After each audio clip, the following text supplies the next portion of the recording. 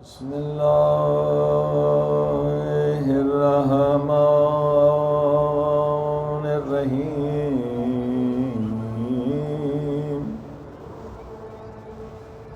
والحمد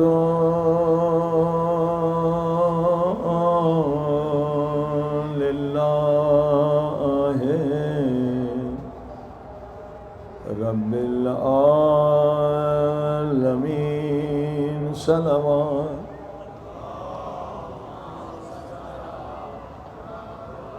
والحمد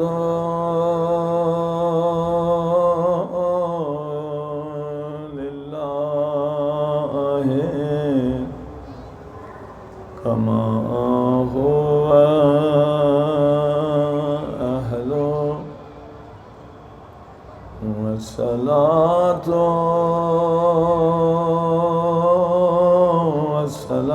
والسلام على سيد المرسلين صلوات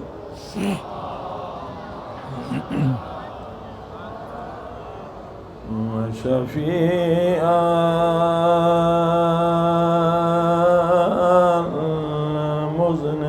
المذنبين وخاتم النبيين وبالقاسم محمد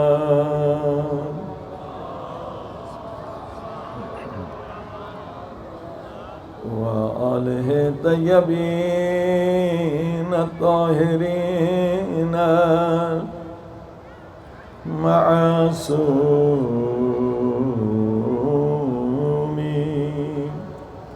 زمانے کے امام کے ظہور کے لیے دعا کریں تاکہ پوری دنیا سے ظالم بھی ختم ہو جائیں اور ظلم بھی ختم ہو جائے۔ اللہم کل ولیک حجت ابن الحسن صلواتک علیہ وعلی آبائہ فی ہذہ الساعة وفی كل ساعة وليا وحافظا وقائدا وناصرا ودليلا وعينا حتى تسكنه أرضك طوعا وتمتعه فيها طويلا برحمتك يا أرحم الراحمين سملك يا أرحم الراحمين يا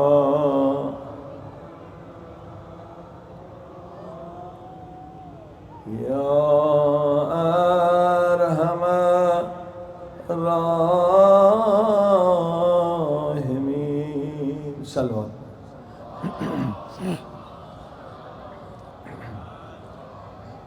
أما بعد فقد قال الله تبارك وتعالى في كتابه المجيد بسم الله الرحمن الرحيم إنما يريد الله ليذهب عنكم الرجس أهل البيت ويطهركم تطهيرا صلوات۔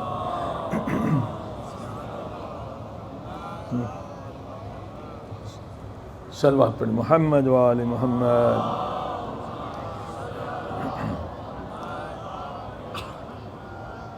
معزز سامعین، موضوع ہے کہ اس زمانے میں افضل ترین عبادت کون سی ہے۔ تو حدیث پاک سے بتلایا گیا کہ غیبت کبریٰ، یعنی یہ جو ہمارا زمانہ ہے، ہمارے امام پاک غیبت میں ہیں۔ افضل ترین عبادت امام پاک کا انتظار کرنا ہے، نہ صرف زبانی انتظار بلکہ قلبی انتظار بھی ہو اور عملی انتظار بھی ہو۔ عملی انتظار کیسے کریں؟ کیونکہ امام پاک جب آئیں گے صرف شیعوں کے لیے نہیں آئیں گے، صرف مسلمانوں کے لیے نہیں آئیں گے، امام مہدی علیہ السلام پوری کائنات کے لیے آئیں گے۔ اور کائنات میں اس وقت انسانوں کی آبادی 7 ارب ہے اور شیعہ حضرات 50 کروڑ ہیں اور مسلمان ملا کے 1.5 ارب۔ تو اگر ہم چاہتے ہیں کہ مولا جلد آئیں، ہر شیعہ اگر آج عاشور کی شب ہے اپنے امام سے وعدہ کرے کہ میں مرنے سے پہلے 50 کم سے کم یا کم سے کم 100 انسانوں کو مسلمان بناؤں گا، مومن بناؤں گا، تو اصل میں انسان صرف نیت کرتا ہے، باقی مدد خود خدا کرتا ہے۔ آپ صرف نیت کریں، دیکھیں خدا وسائل پیدا کرے گا۔ اور یہ اتنی عظیم عبادت ہے کہ پیارے پاک نبی نے فرمایا کہ یا علی پوری کائنات سے افضل ہے، پوری کائنات کی دولت سے افضل ہے، پوری کائنات کی حکومت سے افضل ہے اگر کوئی ایک انسان کو مسلمان بنا دے۔ صلوات پڑھیں محمد و آل محمد۔ یہ سب سے بڑی دولت ہے جس سے ہم غافل ہیں، پیسے کے پیچھے ہیں، سونے کے پیچھے ہیں، نوکری کے پیچھے ہیں۔ یہ ساری چیزیں فانی ہیں، قبر میں ساتھ نہیں جائیں گی، لیکن اگر ایک بندے کو مسلمان بنایا ہے، مومن بنایا ہے، یہ آپ کے لیے قبر کا سرمایہ ہے۔ اب دنیا کا جو نقشہ دیکھ رہے ہیں آپ کے صہیونسٹ یا زائونسٹ کا پوری دنیا پہ قبضہ ہے، یعنی اسرائیل اور اسرائیل کے حمایتی وہ دنیا کو چلا رہے ہیں۔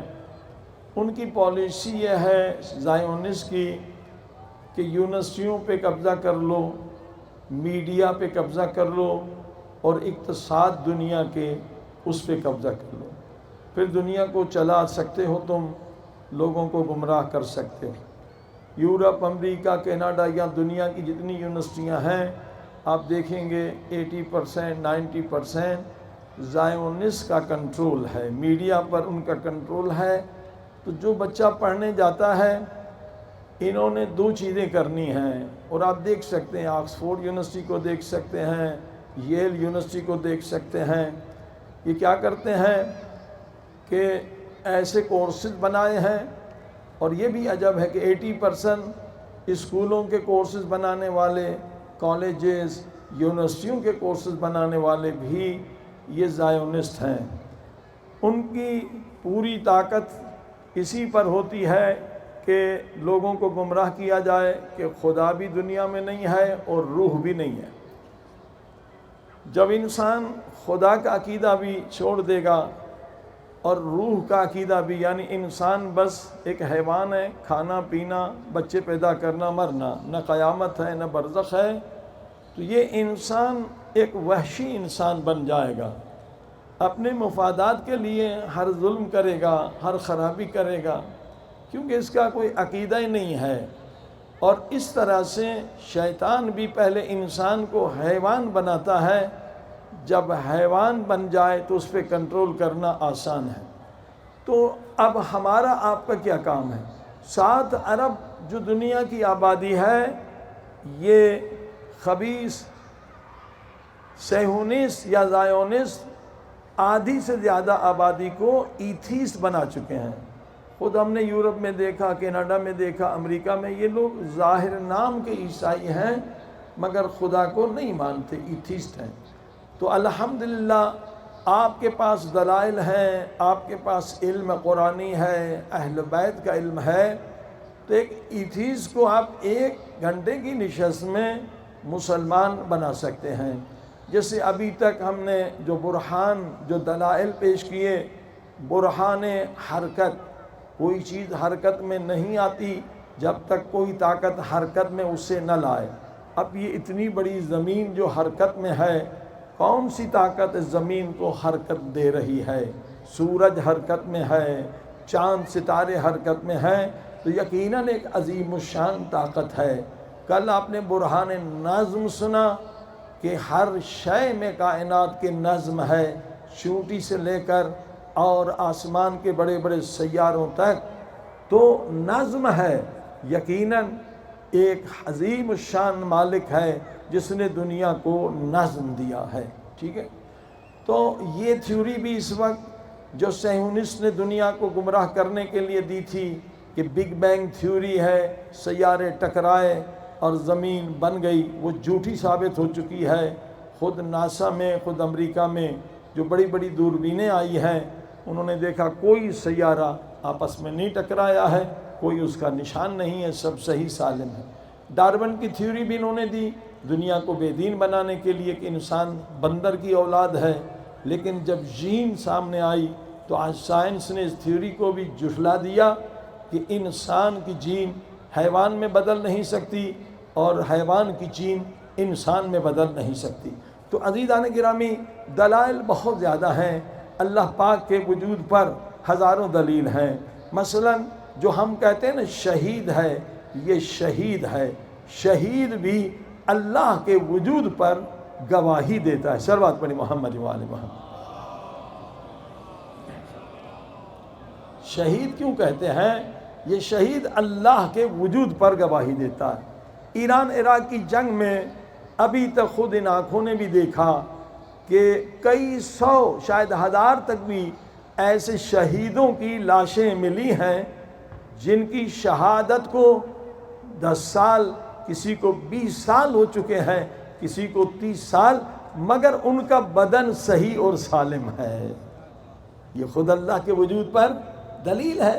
ہم نے خود یہاں قم میں شہیدوں کو دیکھا جن کو شہادت کیے ہوئے دفن ہوئے، کیونکہ ابھی تک بہت ساری لاشیں نکال رہے ہیں، ابھی تک سارے ملے بھی نہیں ہیں جو گمنام شہید ہیں۔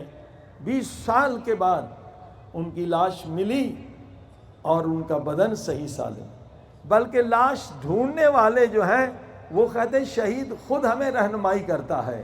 ہم جب ڈھونڈتے ہیں تو اچانک ایک سامنے تصویر آتی ہے اور وہ اشارہ کرتا ہے میری میت یہاں پر ہے، پھر وہ تصویر غائب ہو جاتی ہے، تو وہ ہمیں رہنمائی کرتے ہیں، شہید کی رہنمائی سے ہمیں اس کی میت مل جاتی ہے۔ صلوات پڑھی محمد۔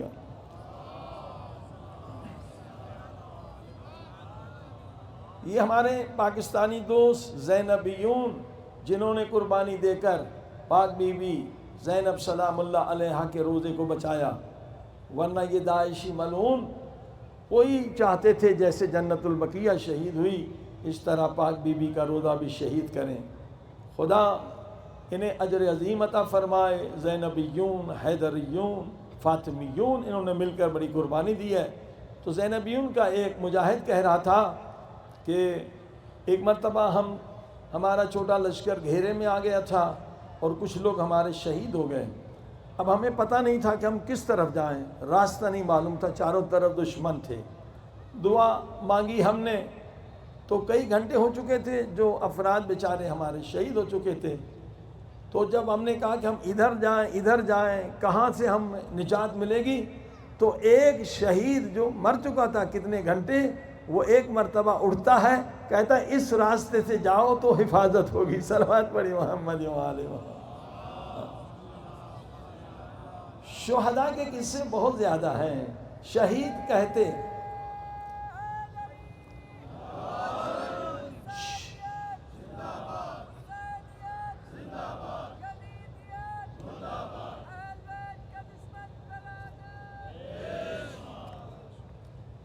کہتے اسے ہیں جو اللہ کے وجود پر شہادت دے، گواہی دے۔ کیونکہ دوسرا موضوع بھی اہم تھا، یہ زائونسٹ چاہتے ہیں کہ ثابت کریں کہ روح نہیں ہے۔ میں نے خود ییل یونیورسٹی، دنیا کی بڑی یونیورسٹی امریکہ کی، اس میں ایک بدبخت زائونسٹ کے 18 لیکچر سنے کہ وہ کیسے عوام کو گمراہ کر رہا تھا۔ افلاطون کی دلیل اس نے جھوٹی، دست و پا شکست یعنی غلط دلیل اس نے بتائی، ارسطو کی دلیل پوری نہیں بتائی، اور اس کے بعد کہا یہ افلاطون ارسطو جو فلسفی گزرے ہیں اور کہتے ہیں کہ روح کو ثابت کرتے ہیں، نہیں وہ غلط ہے۔ 18 دروس، 18 اس کے لیکچر اب بھی یوٹیوب وغیرہ پر آپ کو مل جائیں گے ییل یونیورسٹی میں۔ تو ان صہیونستوں کا پورا زور یہ ہوتا ہے کہ ثابت کریں کہ روح بھی نہیں ہے، نعوذ باللہ خدا بھی نہیں ہے۔ تو پھر انسان کو گمراہ کرنا آسان ہے، ان پہ حکومت کرنا۔ ان کا مقصد ہے عیسائی بے دین ہو جائیں، مسلمان بھی بے دین ہو جائیں، تو ان پر ہم حکومت کریں۔ اور اکثر آپ دیکھیے امریکہ کا صدر بھی انہی کا غلام ہوتا ہے، یورپ کے بھی جتنے بڑے بڑے افسر یا بڑے بڑے سیاستدان وہ صہیونستوں کے غلام ہوتے ہیں۔ کبھی وہ اسرائیل کے خلاف ایک لفظ نہیں کہیں گے، وہ ان کے پٹھو ہوتے ہیں۔ تو اس طرح سے پوری دنیا پہ انہوں نے قبضہ کیا ہے۔ تو آئیے روح کے بارے میں بھی آسان، وقت بہت کم ہے کہ ہم آپ کو دلیل سنائیں، ایسی دلیل جس سے کوئی کافر بھی انکار نہیں کر سکتا۔ دیکھیے سچے خواب جو ہے نا ہر انسان دیکھتا ہے۔ جو انسان بھی سچ بولتا ہے اللہ اسے خواب کے ذریعے سے ہدایت دیتا ہے، آنے والے خطرات سے خبر دیتا ہے۔ مثلا آپ نے بھی دیکھے ہوں گے، ہزاروں نے دیکھے ہوں گے سچے خواب۔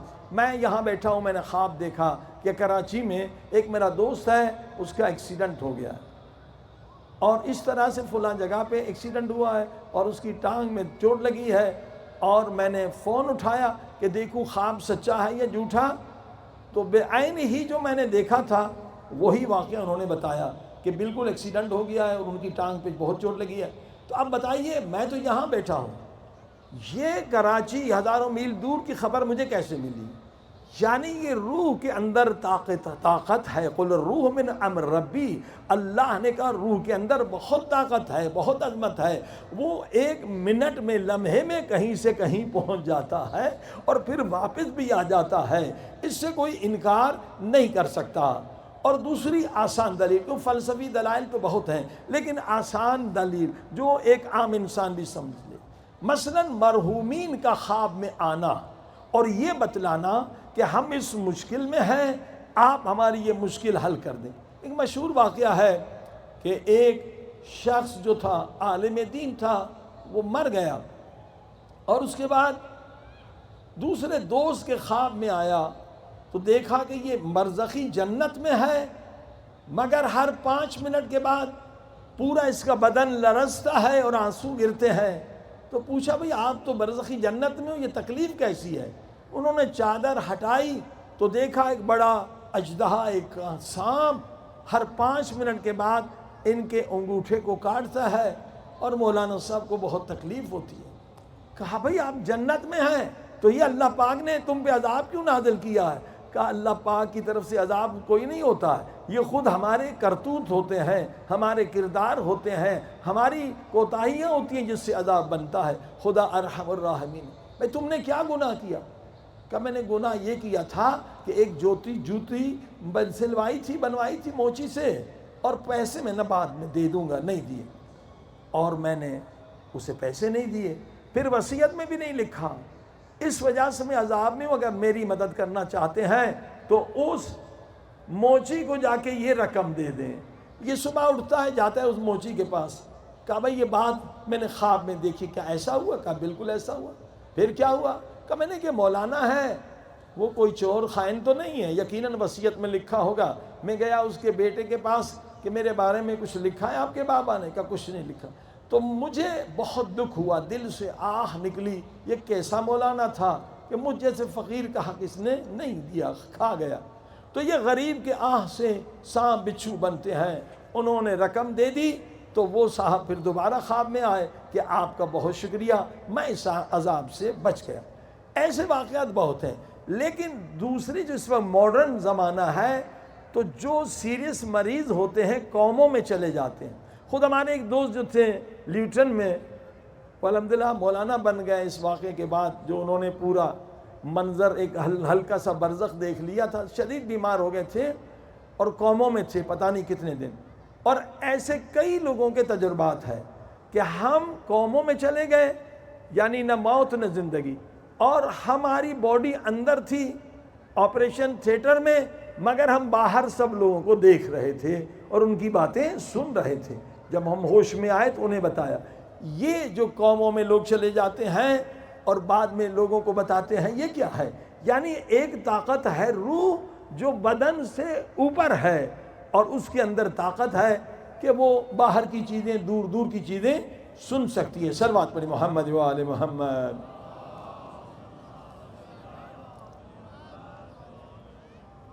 تقریباً 1830 کے بعد انگلینڈ میں ایک علم وجود میں آیا. اسلام کے اندر سب سے پہلے ہے یہ علم کہ مرحومین جو مر چکے ہیں ان سے کیسے رابطہ قائم کریں. یہ 1830 میں ہوا، اور اس کے بعد ڈیولپ ہوتا چلا گیا. اس وقت بہت سارے ادارے ہیں، اس میں سچے بھی ہیں جھوٹے بھی ہیں، کہ اگر آپ اپنے والد صاحب سے بات کرنا چاہتے ہیں، دادا سے بات کرنا چاہتے ہیں، تو یہ ادارے آپ کو بات کروا سکتے ہیں اپنے مرحومین کے روحوں سے. تو ہمارے دوست مولانا پروفیسر حسن صاحب کراچی والے، جو اکثر محفل شاہ خراسان میں مجلس پڑھتے ہیں، انہوں نے کہا میں خود امریکہ میں گیا اور میں نے چاہا کہ ایک اپنے مرحوم رشتہ دار سے بات کروں، اور انہوں نے بات کرا دی. صلوات پڑھی محمد و آل محمد. بچوں بیٹھے رہو، آتے جاتے رہو، بچوں کو بٹھا دیں، ایک جگہ بیٹھ جاؤ بیٹا. صلوات پڑھی محمد و آل محمد. یہ پورا ایک علم ہے جو وجود میں آ گیا ہے کہ آپ اپنے مرحومین سے بات کر سکتے ہیں. اور اس میں اسلام میں تو یہ سب سے پہلے تھا. ہمارے علماء مثلا صاحب تفسیر المیزان علامہ محمد حسین طباطبائی کے بھائی محمد حسن طباطبائی یہ علم رکھتے تھے کہ بزرگ علماء کی روحوں کو بلاتے تھے اور ان سے سوالات کرتے تھے. مثلا بڑے بڑے جو علماء ہمارے گزرے ہیں ان کو بلا کے کہتے یہ آپ کی بات کتاب میں ہمیں سمجھ میں نہیں آئی، آپ ذرا بتائیے. انہوں نے کہا ہر تقریباً علامہ مجلسی دیگر علماء کو ہم نے بلایا اور ان سے درس لیا، مگر دو علماء کو ہم نہ بلا سکے، ایک مقدس اردبیلی اور ایک سید ابن طاؤس. جب بھی ہم نے چاہا کہ فرشتوں کے ذریعے سے ان کی روح کو بلائیں تو فرشتوں نے کہا ہم ان دو بزرگوں کو نہیں بلا سکتے، کیونکہ ایک امام علی کے دائیں طرف ہوتے ہیں، دوسرے بائیں طرف ہوتے ہیں. یہ دو بڑی ہستیاں ہیں، مقدس اردبیلی، سید ابن طاؤس. تو عزیزان گرامی، آپ نے دیکھا کہ روح کو ثابت کرنے کے لیے اور عقلی فلسفی دلائل بہت زیادہ ہیں، لیکن یہ سادہ دلائل ہیں کہ ہر انسان سمجھ سکتا ہے کہ انسان صرف بدن نہیں ہے، بلکہ جو اصل انسان کا وجود ہے وہ روح ہے. صلوات پڑھی محمد و آل.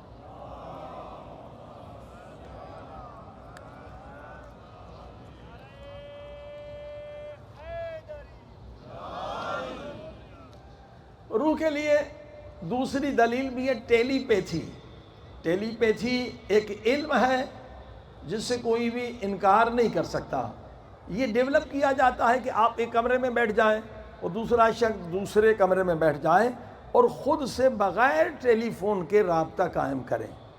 اچھا یہ علم عام نہیں ہے، اس میں بہت زحمت اٹھانی پڑتی ہے، مگر ٹیلی پیتھی ایک حقیقت ہے کہ بغیر مادی کسی بھی انسٹرومنٹ کے آپ روح کے ذریعے سے بات کر سکتے ہیں. پہلے ایک کمرہ، پھر اور دور ہو جائیں، پھر حتیٰ دوسرے ملک میں بھی ہوں، تو ان حضرت کو بھی اگر طاقت ہے، وہ لندن میں بیٹھے، آپ یہاں بیٹھے ہوئے، تو ٹیلی پیتھی کے ذریعے سے آپ اس سے بات کر سکتے ہیں.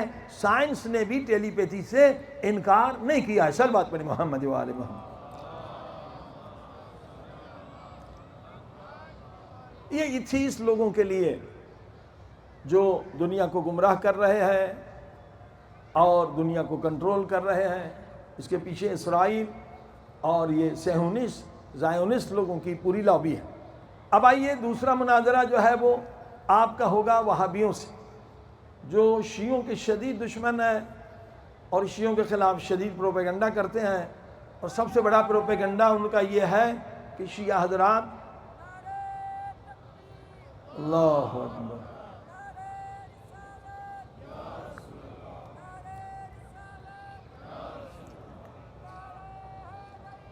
یا علی یا علی. کہتے ہیں کہ شیعہ حضرات امام علی علیہ السلام کو حضرت آدم علیہ السلام سے لے کر عیسیٰ علیہ السلام تک تمام انبیاء سے افضل سمجھتے ہیں، لہذا یہ مسلمان نہیں ہیں۔ ہم نے تقریباً 8 آیتیں آپ کی خدمت میں عرض کی، ہر دن ایک آیت۔ قرآن سے ثابت ہے کہ حضرت علی علیہ السلام نفس رسول خدا ہیں، جب رسول خدا افضل ہیں تو مولا علی بھی افضل ہیں۔ اسی طرح سے آج ایک اور دلیل سورہ آل عمران کی آیت کا نمبر 81، وَإِذْ أَخَذَ اللَّهُ مِيثَاقَ النَّبِيِّينَ لَمَا آتَيْتُكُم مِّن كِتَابٍ وَحِكْمَةٍ ثُمَّ جَاءَكُم رَّسُولٌ مُصَدِّقٌ لِّمَا مَعَكُمْ لَتُؤْمِنُنَّ بِهِ وَلَتَنصُرُنَّهُ۔ زبردست آیت ہے اور اس کا کوئی جواب نہیں دے سکتا کہ اللہ پاک فرما رہا ہے کہ جب میں نے نبیوں کو نبوت دی تو ان سے میں نے عہد لیا کہ ایک نبی آئے گا آخری زمانے میں، تم نے اس نبی کو ماننا ہے، تصدیق بھی کرنا ہے، ایمان بھی لانا ہے اور اس نبی کی مدد بھی کرنی ہے، اس نبی کی مدد بھی کرنی ہے۔ اور آگے سخت جملے ہیں کہ جو ایمان نہیں لائے گا، جو مدد نہیں کرے گا، وہ اصلاً اسلام سے خارج ہو جائے گا۔ اب بتائیے آدم علیہ السلام سے لے کر عیسیٰ علیہ السلام تک کون سے نبی آئے ہیں ہمارے نبی کی مدد کے لیے؟ کوئی نبی نہیں آئے۔ تو اس آیت کا جواب کیا ہے؟ صریحاً آیت ہے آل عمران کی 81، اے تمام نبیوں، تمہیں اس شرط پہ نبوت مل رہی ہے، آخری زمانے میں نبی آئیں گے، اس پر ایمان بھی لانا ہے اور اس کی مدد بھی کرنی ہے۔ تو اگر یاد ہو ایک آیت میں نے پڑھی تھی، وَاسْأَلْ مَنْ أَرْسَلْنَا مِنْ قَبْلِكَ، اے میرے محبوب ان نبیوں سے پوچھیں، معراج کی آیت ہے، کہ جو آپ سے پہلے گزرے ہیں کہ میں نے ان کو نبوت کس شرط پہ عطا کی؟ تو سارے نبیوں نے کہا بِإِقْرَارِ وَحْدَانِيَةِ اللَّهِ، جب ہم نے خدا کی وحدانیت کا اقرار کیا، وَبِنَبُوَّتِكَ، اور آپ کی نبوت کا اقرار کیا، وَبِإِقْرَارِ وِلَایَةِ عَلِيِّ بْنِ أَبِي طالب، اور جب ہم نے مولا علی کی ولایت کا اقرار کیا تو تب ہمیں نبوت ملی۔ اب یہ مسئلہ تو حل ہو گیا، لیکن مدد کے لیے تو کوئی نبی نہیں آیا۔ اگر مدد کے لیے نہیں کوئی نبی آتا ہے تو اس آیت کا جواب کون دے گا؟ تو اللہ پاک کا انتظام یہ ہے کہ تمام نبیوں کے نمائندے حضرت عیسیٰ علیہ السلام ہیں، اور ہمارے نبی کے نمائندے جانشین امام مہدی علیہ السلام ہیں۔ جب امام مہدی علیہ السلام آئیں گے تو ان کی مدد کے لیے چوتھے آسمان سے حضرت عیسیٰ بھی آئیں گے۔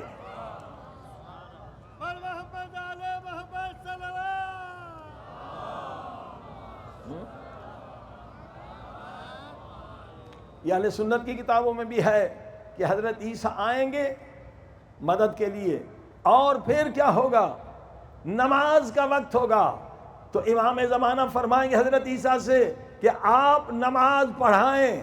حضرت عیسیٰ فرمائیں گے نہیں، اس وقت میں آخری نبی کا امتی بن کر آیا ہوں، نماز آپ پڑھائیں گے کیونکہ آپ جانشین پیغمبر ہیں۔ تو عزیزان گرامی، بات کر رہے ہیں مولا علی کی، مولا علی کے آخری فرزند کہ جہاں پر قدم ہوں گے وہاں عیسیٰ نبی کا سر ہوگا۔ صلوات پڑھ دیں۔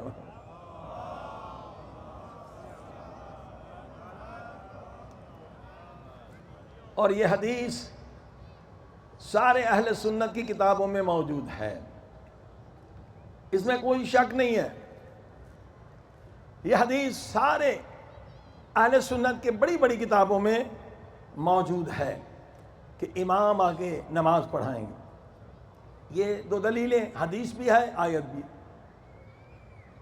اب آئیے عیسائیوں کو کیسے مسلمان کریں گے؟ ہمارے پاس وقت نہیں تھا کہ وہ 60 سوالات میں سے کچھ سوالات آپ کو بتائیں، صرف ایک سوال ہم بتائے تھے۔ 60 سوالات ہمیں اگر ای میل کر دیں ہم آپ کو بھیج دیں گے۔ آج تک کسی عیسائی عالم نے اس کا جواب نہیں دیا ہے۔ یہ 60 سوال جس کو بھی دیں گے یقین جانیے کہ وہ مسلمان مومن ہونے کے قریب ہوگا یا ہو جائے گا۔ خود ہم نے تجربہ کیا مڈغاسکر میں کئی سال پہلے، کسی نے جواب نہیں دیا، ایک پورا چھوٹا گاؤں مسلمان ہو گیا۔ 60 سوالات جو تورات انجیل سے ہیں، اور اس کے لیے 17-18 کتابیں احمد دیدت کی ہے۔ احمد دیدت خدا رحمت کرے، مرد مجاہد تھا ساؤتھ افریقہ میں، اس نے 50,000 سے زیادہ عیسائیوں کو مسلمان بنایا تھا۔ تو وہ کوئی فرشتہ نہیں تھا، وہ آپ جیسا ہمارے جیسا انسان تھا، اس کے اندر جذبہ تھا، اس نے زحمت اٹھائی۔ تو اس زمانے میں انٹرنیٹ بھی نہیں تھا، آج انٹرنیٹ کی سہولتیں ہیں، آپ 50,000 سے 50 لاکھ کو بھی مسلمان کر سکتے ہیں۔ اسی کی کتابیں ہیں، بہترین کتابیں ہیں مناظرے کی، اور یہ 60 سوال۔ اب آئیے، جیسے میں نے کہا کہ ہمارے نبی پاک کا ذکر تورات انجیل میں ہے، مولا علی کا ذکر آپ نے سنا، 22 آیتیں جس میں ایلیا بار نبیوں نے مدد مانگی ہے، مظلوم عوام نے مدد مانگی ہے۔ ایلیا آدم کے زمانے میں ہے، ایلیا ابراہیم کے زمانے میں ہے، ایلیا سارے نبیوں کے زمانے میں ہے، حضرت عیسیٰ نے اس سے مدد مانگی ہے، حضرت موسیٰ نے مدد مانگی ہے، اور کسی نے آج تک نہیں کہا کہ میرا نام ایلیا ہے۔ بار بار مولا علی نے کہا انا ایلیا فی التورات انا ایلیا فی الانجیل، میرا نام تورات و انجیل میں ایلیا ہے۔ صلوات پڑھی محمد و آل محمد۔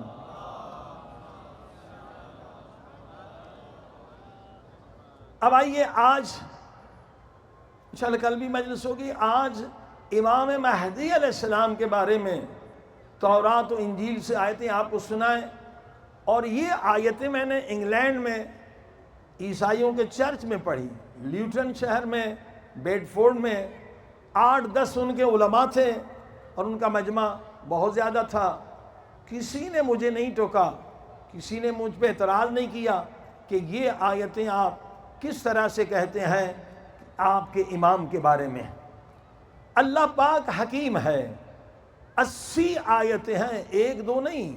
امام مہدی علیہ السلام کے بارے میں 80 آیتیں بائبل میں ہیں، تورات میں، انجیل میں 80 آیتیں ہیں امام مہدی علیہ السلام کے بارے میں۔ اور اللہ پاک نے اس طرح سے آیتیں نازل کی ہیں کہ کوئی عیسائی انکار کر ہی نہیں سکتا۔ اگر وہ انکار کرے تو اس کا عقیدہ ختم ہو جائے گا، اس کا مذہب ختم ہو جائے گا۔ بس ہمارے نبی پاک کا نام فارق علی تھا، انہوں نے مٹا دیا، بدل دیا۔ مولا علی کا نام ایلیا ہے، ممکن ہے وہ مانے، ممکن ہے وہ نہ مانے، مگر امام مہدی علیہ السلام کا جو نام ہے اللہ نے اس طرح سے استعمال کیا ہے کہ یہ بھی نہیں کہہ سکتے ہیں کہ اس سے مراد حضرت عیسیٰ ہے، ہمارے نبی ہیں، ماننے پر مجبور ہو جائیں گے۔ یہ خوبصورتی ہے اللہ کے حکمت کی۔ میں چند آیتیں پڑھ رہا ہوں، یہ اولڈ ٹیسٹامنٹ یعنی تورات، آئزیہ چیپٹر نمبر 11 آیت number 6۔ The wolf also shall dwell with the lamb, and the leopard shall lie down with kid, and the calf and young lion and the faltering together, and little child shall lead them۔ کہہ رہے ہیں کہ آخری زمانے میں ایک ہستی آنے والی ہے، جب وہ ہستی آئے گی تو بھیڑیا جس کا کام ہے بکریوں کو اور مخلوق کو، ضعیف مخلوق کو مارنا، وہ مارنا چھوڑ دے گا، اور شیر بچے کے ساتھ کھیلے گا، بچہ شیر کو لے کے چلے گا، شیر بچے پر حملہ نہیں کرے گا۔ یعنی آخری زمانے میں ہمارا بھی عقیدہ یہ ہے کہ جب امام مہدی علیہ السلام آئیں گے تو شیر اور بکری ایک جگہ پہ پانی پئیں گے اور شیر بکری پہ حملہ نہیں کرے گا، اور یہ آیتیں یہی بتلا رہی ہیں۔ پھر انجیل Matthew, new testament of Matthew chapter number 25 آیت 31، 25واں چیپٹر ہے متی کی انجیل، 31ویں آیت۔ When the Son of Man shall come in his glory and all the holy angels with him، جب آدم کا بیٹا آئے گا اس عظمت سے آئے گا کہ فرشتے اس کے ساتھ ہوں گے، then shall be sit upon the throne of his glory، یعنی یہ دنیا بدل جائے گی، دنیا امن کا گہوارہ بن جائے گی، دنیا بہشت بن جائے گی۔ کب بنے گی؟ جب سن آف مین، آدم کا بیٹا آئے گا۔ اب تلاش یہ ہے کہ وہ آدم کا بیٹا کون ہے۔ پھر دوسری آیت انجیل new Testament of mark chapter number 13 آیت number 26، and then shall they see the Son of Man is coming in the cloud with great power and glory۔ Son of Man کی یہ صفت ہے کہ وہ جب چلیں گے تو ان کے سر پر بادل کا سایہ ہوگا۔ یہ پیغمبر کی صفت ہے، اور یہی امام مہدی علیہ السلام کی صفت ہے کہ امام زمانہ جب آئیں گے تو ان کے سر پہ بادل کا سایہ ہوگا۔ امام کے وجود کا سایہ اس وجہ سے نظر نہیں آئے گا۔ صلوات پڑھ دیں محمد و آل محمد۔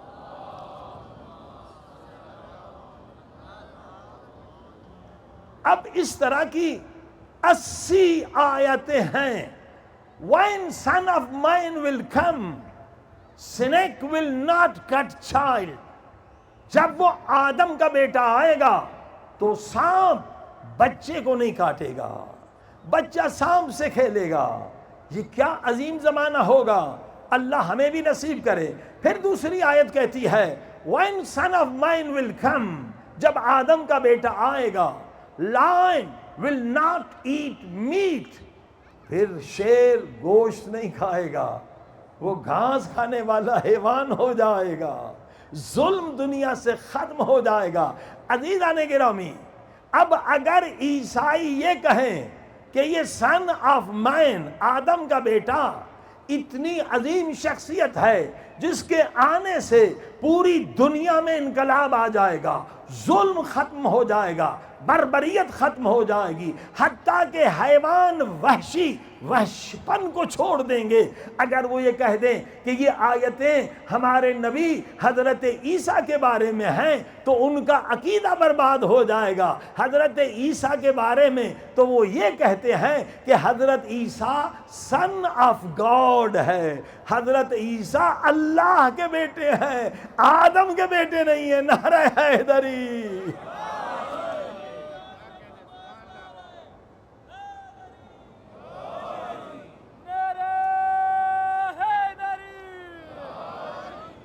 کتنے خوبصورت انداز سے اللہ پاک نے امام کا ذکر کیا ہے کہ کوئی عیسائی انکار نہیں کر سکتا، یہ بھی نہیں کہہ سکتا کہ ان آیتوں سے مراد حضرت عیسیٰ ہیں۔ لیکن اگر فرض کریے ضدی بھی لوگ ہوتے ہیں، اگر کوئی ضد کرے کہ نہیں یہ سن آف مین ہمارے نبی عیسیٰ علیہ السلام ہیں، تو اس کے لیے پھر ایک آیت اور سن لیں۔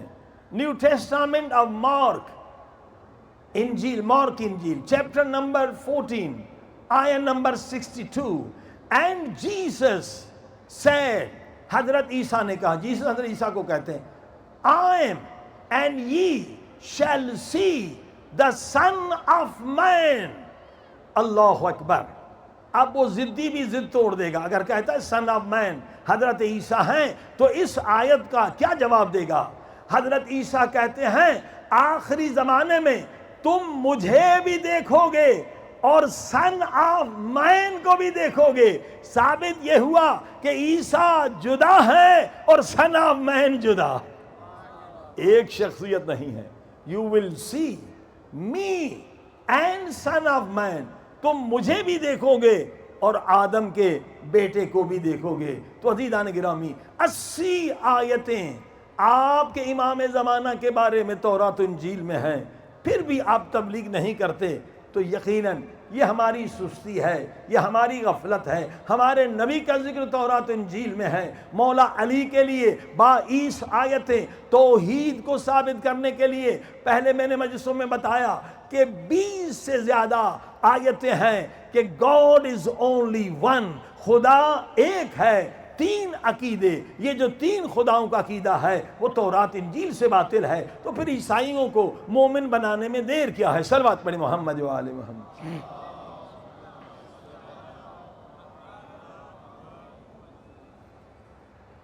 اب آئیے مجلس کے آخری حصے میں، امام پاک کب آئیں گے؟ جب ہم تیار ہو جائیں گے۔ آخری خط میں لکھا، اے میرے شیعو، میرے ظہور میں دیر نہیں ہوگی اگر دو صفات تمہارے اندر پیدا ہو جائیں۔ زیادہ نہیں کہا، تقویٰ کہ تم متقی بن جاؤ، اور دوسرا تم متحد بن جاؤ، یونائٹ ہو جاؤ، تو میرے حضور میں، میرے ظہور میں دیر نہیں ہوگی۔ عزیزان گرامی، میں نے عرض کیا تقویٰ کے درجات ہیں۔ امام بلند ترین تقویٰ چاہتے ہیں۔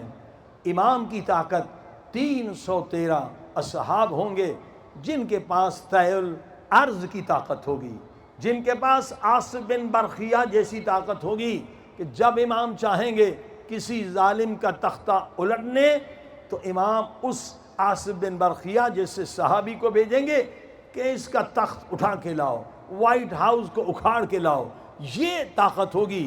تو 313 ابھی تک نہیں ہے۔ جان دینے والے تو کروڑوں شیعہ موجود ہیں، مگر امام کو انتظار ہے 313۔ وہ 313 آسمان سے نہیں آئیں گے، وہ ہمارے اور آپ ہی کے بچے ہوں گے۔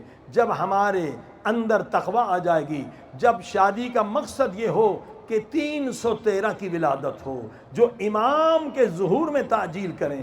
عزیزان گرامی، میں نے کہا اس کے لیے شرط ہے کہ نوجوان اپنے اندر تقویٰ پیدا کریں اور شادی کا مقصد یہ بنائیں کہ ایسی اولاد ہو جو 313 میں شامل ہو جائے۔ اس کے لیے کیا ضروری ہے کہ مرد اور عورت کے لیے 3 صفات اپنے اندر پیدا کریں، ہمیشہ وضو میں رہیں اور ہمیشہ ذکر خدا میں مشغول رہیں، ایک لمحے کے لیے ذکر خدا سے غافل نہ رہیں، اور تیسری صفت پورا سال روزہ رکھیں، کیونکہ اللہ کا وعدہ ہے الصوم لی وانا اجزی بہ، روزہ وہ عبادت ہے کہ اس کی جزا میری محبت ہے۔ جب خدا کی محبت دل میں آ جائے گی تو خود بخود امام زمانہ کی زیارت بھی ہو جائے گی۔ صلوات پڑھی محمد و آلہ۔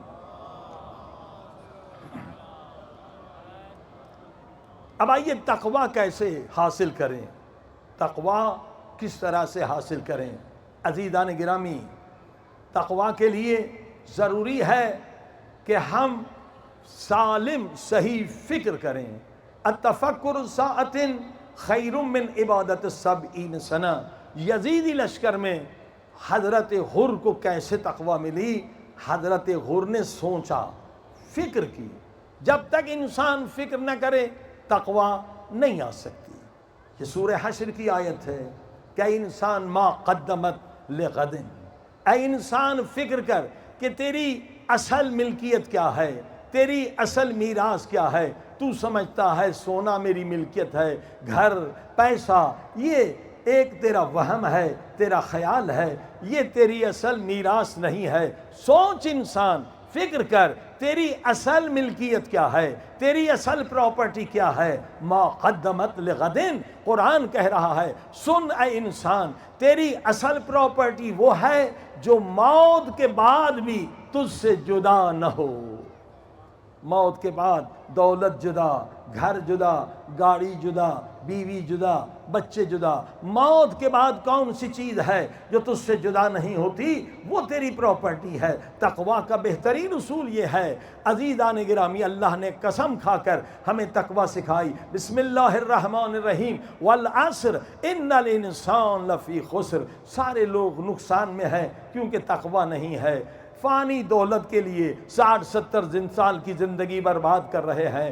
اصل دولت تقویٰ ہے، کیسے حاصل ہوگی؟ سارے لوگ نقصان میں ہیں الا الذین آمنوا، ایمان جس کے پاس ہے وہ نقصان میں نہیں ہے۔ عزیزو، ایمان کیا ہے؟ کیا صرف لا الہ الا اللہ کہنے کا نام ایمان ہے؟ نہیں، ایمان کنٹرول کا نام ہے۔ کنٹرول، آپ کو آنکھوں پہ کتنا کنٹرول ہے، آپ کو زبان پہ کتنا کنٹرول ہے، آپ کو اپنے پیٹ پر کتنا کنٹرول ہے۔ 7 اعضاء ہیں اور اسی کی وجہ سے انسان جہنمی بنتا ہے۔ کچھ لوگ آنکھوں کے گناہ کی وجہ سے جہنم میں جاتے ہیں، کچھ پیٹ کے گناہوں کی وجہ سے۔ فقط جہنم کے 7 دروازے ہیں۔ ایمان کنٹرول کا نام ہے۔ بس انسان اگر آنکھوں کے سامنے ذلیل ہے اور ضعیف ہے، کنٹرول نہیں کر سکتا، کسی کے ناموس کو دیکھتا ہے، حرام سے دیکھتا ہے، تو اس کے اندر ایمان نہیں ہے۔ کسی نے پوچھا حضرت حمزہ سے، اسلام سے پہلے بھی آپ کسی کی بہن ماں کو حرام کی نظر سے، لذت کی نظر سے نہیں دیکھتے تھے. کیوں؟ فرمایا اس لیے اسلام سے پہلے بھی میرے اندر ایمان تھا اور میرا عقیدہ تھا اگر میں کسی کی بہن ماں کو دیکھوں گا تو کوئی ضرور میری بہن ماں کو دیکھے گا. یہ غیرت مجھے اس گناہ سے روکتی تھی. مولا علی بھی یہ فرماتے ہیں غیرت ایک طرفہ نہیں ہوتی ہے. مولا کہتے ہیں غیرت دو طرفہ ہوتی ہے. یہ مت سمجھو کہ غیرت ایک طرفہ ہوتی ہے کہ میری بہن ماں کو اگر کوئی دیکھے تو میں ان کی آنکھیں نکال دوں مگر میں سب کی بہن ماں کو دیکھوں. یہ غیرت یک طرفہ نہیں ہوتی، غیرت دو طرفہ ہوتی ہے. تو کنٹرول جو ہے، ایمان کنٹرول کا نام ہے. عزیزو، تربیت کے اعتبار سے اگر آپ چاہتے 313 اصحاب میں آپ کی اولاد شامل ہو، بچپن سے بچے کو کنٹرول سکھائیں. کنٹرول سکھائیں. کنٹرول کیسے ہوتا ہے؟ دنیا کی ہارورڈ بڑی یونیورسٹی ہے، اس نے تجربہ کیا اسکول کے بچوں پر. یہ 5-6 سال 5ویں جماعت کے بچے تھے، سب کو چاکلیٹ دیا اور کہا کہ جو آخر میں کھائے گا اس کو انعام ملے گا. تو سارے بچوں نے چاکلیٹ دیکھا، مزیدار چاکلیٹ تھا. سب نے 5 منٹ میں، کسی نے 10 منٹ میں، کسی نے کھا لیا. اس کا ٹائم تھا کہ آخر پورے کلاس پورا دن نہیں کھانا ہے، آخر میں کھانا ہے. جب ہم کہیں گے تب تک کنٹرول. صرف 3 بچے تھے جنہوں نے چاکلیٹ نہیں کھائے، یعنی پیٹ پہ کنٹرول تھا. ٹھیک ہے، یہ ہارورڈ یونیورسٹی عجیب و غریب تجربے کرتی ہے. انہوں نے 20 سال انتظار کیا. وہ 20-30 جو بچے تھے، جس بچے نے جتنا جلدی کھایا، جس کو کنٹرول نہیں تھا، وہ چپراسی بنا، زندگی میں جھاڑو دینے والا بنا، معمولی انسان بنا.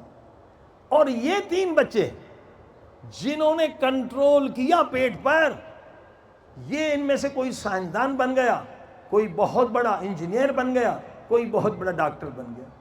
ہمارے ماں باپ تو اور بچے کو پیٹو بناتے ہیں، لوسی بناتے ہیں، کھاؤ کھاؤ. بعض تو اتنا کھلاتے ہیں کہ اوور ویٹ ہو جاتے ہیں، پھر بیچاروں کی زندگی پر شادی بھی نہیں ہوتی. سلوات پڑھے محمد والے. غلط کرتے ہیں. تو فرمائی بچوں کو کنٹرول سکھاؤ. کنٹرول ایمان ہے. ہاں، حرام کھا لے گا. اس وقت آپ کو پتا ہے یہ بہت اہم موضوع ہے. یہی صہیونسٹ نے تمام مسلمانوں کی بازار کو حرام سے بھر دیا ہے. مسلمان بچے حرام کھا رہے ہیں، بڑے بھی حرام کھا رہے ہیں، انہیں پتہ ہی نہیں ہے. کیونکہ ہم انگلینڈ میں رہے، یورپ میں رہے، ہمیں پتہ ہے. جب 1984 میں وہاں ہم امام جمعہ تھے لنڈن میں، اسٹین مور میں، تو 5-6 چیزیں تھیں بچوں کو بتاتے تھے. لارڈ مت کھانا حرام ہے، اینیمل فیٹ مت کھانا حرام ہے، سور کی چربی ہے، اسٹیبلائزر نہ کھانا، ایملسیفائر نہ کھانا. یعنی یہی زیادہ سے زیادہ 5-6 چیزیں تھیں. بچے یاد کرتے تھے، جاتے تھے چیزیں لینے، بسکٹ ہے، جوس ہے، کہتے یہ حرام ہم نہیں لیں گے، دوسرا لیتے. زائونسٹ نے دیکھا کہ مسلمان بچہ جب تک حرام نہیں کھائے گا تو گمراہ نہیں ہوگا. پتہ ہے کہ حرام کے اثرات ہیں. جب پیٹ میں حرام جاتا ہے تو تبلیغ کا اثر نہیں ہوتا. جب پیٹ میں حرام جاتا ہے 40 دن دعا قبول نہیں ہوتی.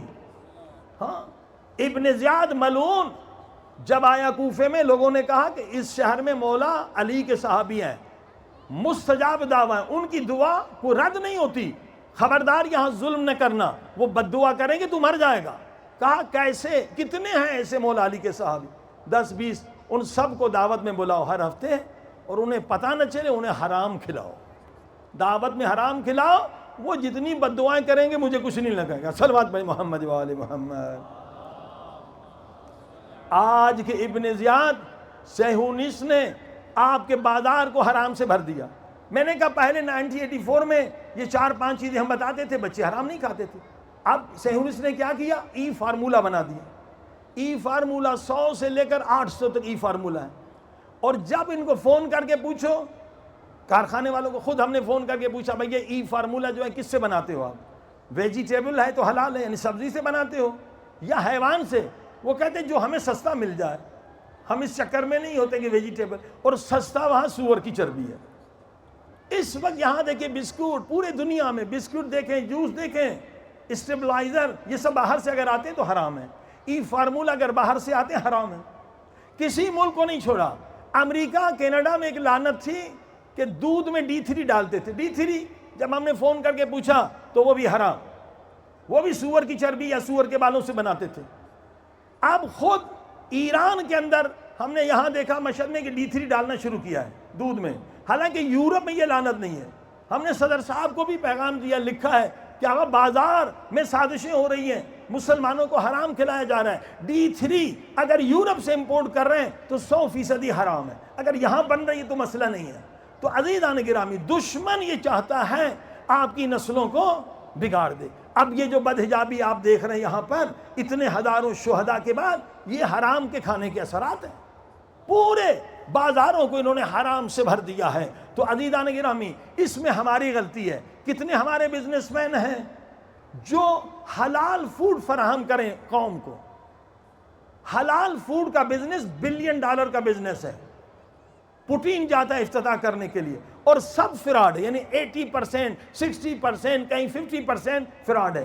انگلینڈ میں حلال مرغی کے نام پہ سکھ بیچ رہا ہے، مرغیاں وہ 10,000 حلال لیتا، 1 لاکھ حرام، اور جب پھینکتا ہے مشین میں، مشین کو کیا پتہ یہ حلال ہے، وہ کاٹ کے سب مل کے ایک ہی بن جاتی، صرف دکھانے کے لیے۔ دھوکہ ہو رہا ہے۔ حلال اگر نہیں ملے گا تو ہماری آنے والی نسلیں تباہ ہو جائیں گی۔ بزنس ہے، خدا را کچھ بزنس میں نہ ایران میں شروع کریں، عراق میں شروع کریں، حلال فوڈ۔ اس وقت مثلا کباب بھی پاکستان سے جا رہا ہے، اور جگہ سے جا رہا ہے، پراٹھے جا رہے ہیں، پوری دنیا ایک گاؤں کی طرح بن چکی ہے۔ حلال پروڈکٹس ہر جگہ پر مقبول ہے، اور مہنگا بھی ہے۔ مہنگا یعنی ڈبل پیسے بھی لے رہے ہیں، اور حرام بھی مسلمانوں کو کھلا رہے ہیں۔ اجینو موٹو مثلا یہ شان مسالے والے ڈالتے تھے، وہ بھی سور کی چربی سے بنتا ہے، بعد میں انہوں نے نکال دیا جب شور ہوا۔ تو عزیزان گرامی، دیکھ رہے ہیں کہ یہ جو انڈسٹریز ہے، فوڈ انڈسٹریز، اس پر ان لوگوں کا قبضہ ہے، اور وہ لوگ مسلمانوں کو حرام کھلا رہے ہیں۔ لہٰذا خدا را آئیے اس میں مل کر انویسٹمنٹ کریں۔ اسلام کہتا ہے کہ ایک ہے رزق حلال، دوسرا ہے طیب۔ صلوات پڑھی محمد و آل محمد۔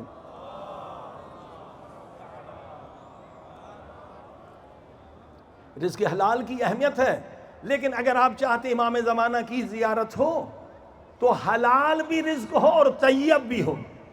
اب طیب کون سا رزق ہے؟ کہ جب رزق کھانا پکانے والے نے جب پکایا ہو تو وضو کے ساتھ پکایا ہو، اور ذکر خدا کے ساتھ پکایا ہو۔ بھائی آئیے انڈسٹریز لگائیں۔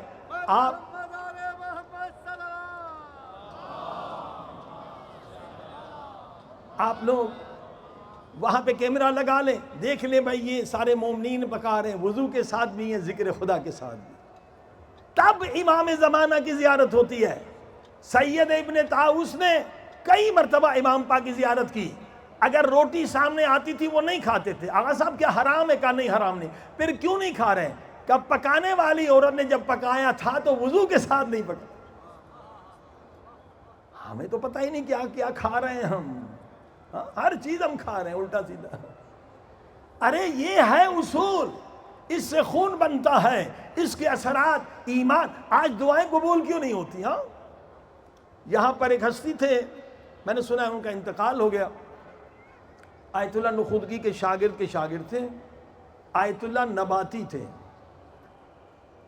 ہم ایک مرتبہ ملنے گئے تھے تہران میں، پوری دنیا سے مریض آتے تھے، وہ نبات کہتے تھے کھا لو، اس کی اماں لنڈن میں بیمار ہے، یہ نبات یہاں کھاتا تھا، فون کرتا تھا، اماں ٹھیک ہو جاتی۔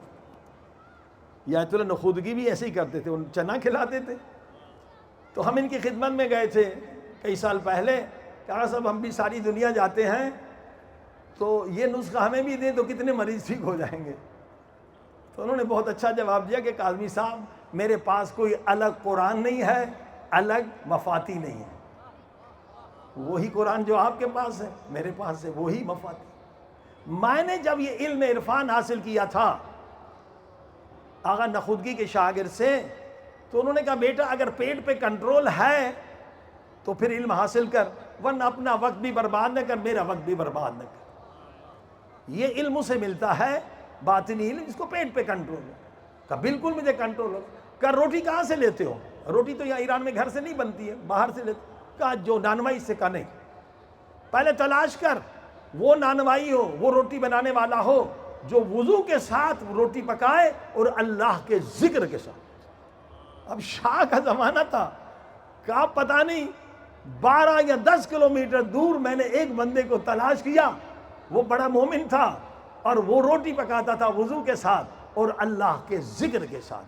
تو اگر آپ بھی اس پہ عمل کر سکتے ہیں کہ آپ کی غذا صرف حلال نہ ہو، طیب ہو، تو خود بخود خدا کرامت دیتا ہے۔ صلوات پڑھیں محمد والے۔ یہ پیٹ ہے جو انسان کو ذلیل کرتا ہے، ورنہ قرآن میں معجزات ہیں، دعاؤں میں معجزات ہیں۔ تو عزیزان گرامی، ایمان کنٹرول کا نام ہے۔ بچوں کو سیلف کنٹرول سکھائیں، جتنا کنٹرول ہوگا اتنا بچہ کامیاب ہوگا۔ اب دیکھیے جو بچے غلط عادتوں میں بن جاتے ہیں، نشے میں گرفتار ہو جاتے ہیں، کنٹرول نہیں ہے، کھانے پینے میں اتنا کھاتے ہیں، اوور ویٹ ہو جاتے ہیں، کئی بیماریوں میں مبتلا ہو جاتے ہیں۔ مولا علی فرماتے ہیں قبرستان میں جا کے لوگوں سے پوچھو کیوں مر گئے ہو، اکثر جواب دیں گے زیادہ کھانے سے۔ اسلام میں قرآن میں 2 وقت کا کھانے کا ذکر ہے، ہم 3 مرتبہ بھی کھاتے ہیں، 4 مرتبہ بھی کھاتے ہیں۔ تو عمریں کم ہو گئی، پہلے عمریں جو تھی وہ 100 سال سے اوپر تھی۔